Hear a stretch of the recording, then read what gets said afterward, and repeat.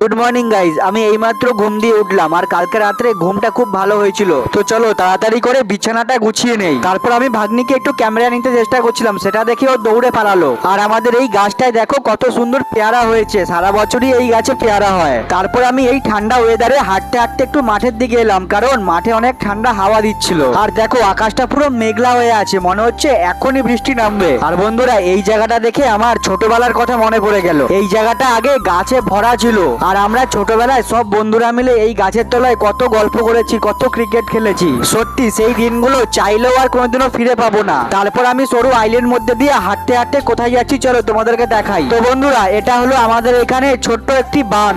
এই বাঁধের জলে আমরা ছোটবেলায় কত ঝাপাঝাপি করেছি। সত্যি যত বড় হচ্ছি তত যেন একা হয়ে যাচ্ছি। তো বন্ধুরা, আজকে আমি আমার কিছু ছোটবেলার মুহূর্ত তোমাদের সঙ্গে শেয়ার করলাম। তো বন্ধুরা, তোমরা তোমাদের ছোটবেলাটাকে মিস করো কিনা কমেন্টে জানিও। আর ভিডিওটা ভালো লাগলে একটা লাইক করে দিও। টাটা।